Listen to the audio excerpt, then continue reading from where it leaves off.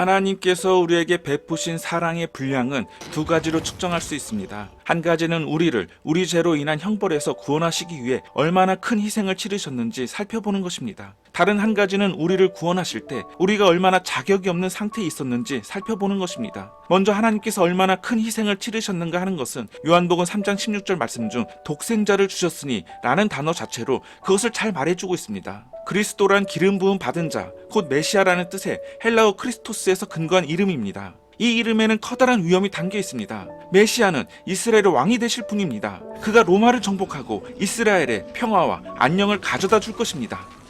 그렇기 때문에 하나님께서 죄인들을 구원하시기 위해 보내신 사람은 하나님의 아들, 곧 독생자이셨고 기름 부음을 받은 이스라엘의 왕이셨습니다. 그러나 사실은 온 세상의 왕이셨습니다. 우리는 바로 이러한 이미지에다가 그리스도께서 당하신 십자가의 참혹한 죽음을 대입해보면 성부 하나님과 성자 예수님께서 치르신 희생이 얼마나 큰지 확실히 알 수 있습니다. 한 걸음 더 나아가 하나님과 인간 사이의 간격을 생각해보면 그것은 무한한 희생이기까지 합니다. 그런데 하나님께서는 우리를 구원하시려고 이러한 희생을 치르기로 작정하셨습니다. 하나님께서 우리에게 베푸신 사랑의 분량은 우리가 그런 사랑을 받을 만한 자격이 전혀 없는 존재였음을 생각할 때 한층 더 깊게 다가옵니다.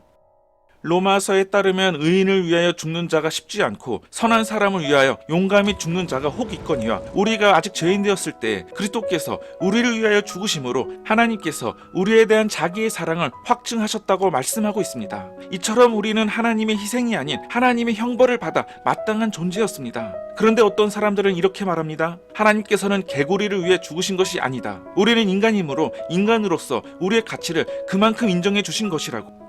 그러나 이 말에는 은혜를 은혜로 받지 않고 조금이라도 공로를 내세우려는 태도가 은연중에 실려 있습니다. 사실 우리는 개구리보다 나을 것이 전혀 없는 존재입니다. 오히려 개구리는 그 어떤 죄도 짓지 않았습니다. 개구리는 하나님의 율법을 어기거나 하나님을 거역하고 함부로 대하는 일도 없습니다. 따라서 예수님께서 개구리를 위해 죽으실 이유가 없습니다. 개구리가 그 정도로 악하지는 않기 때문입니다. 그러나 우리 인간은 하나님께서 대신 죽으셔야 할 만큼 악합니다. 죄에 대한 우리의 부채가 너무 커서 하나님께서 직접 희생하셔야만 갚을 수 있었습니다.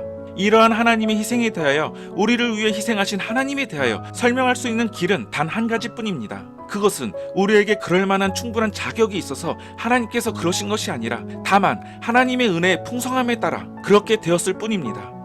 이것은 완전 공짜입니다. 그 어떤 대가나 보상이 필요 없는 무보상 무대가로 그저 하나님께서 거저주신 것입니다. 결코 예수 그리스도의 십자가는 우리의 가치에 따라 된 일이 아니라 하나님의 가치가 무한히 넘쳐 흘러서 그 충만함으로 이루신 온전히 하나님의 풍성한 은혜의 역사입니다. 이처럼 그리스도의 순환이라는 큰 값을 치르시어 자격 없는 죄인들을 구출하셨다면 하나님의 무한한 아름다움을 누리며 살게 되는 날, 우리는 도대체 얼마나 큰 복락에 들어가게 되는 것입니까? 하나님의 사랑은 종국에는 그렇게 발휘될 것입니다.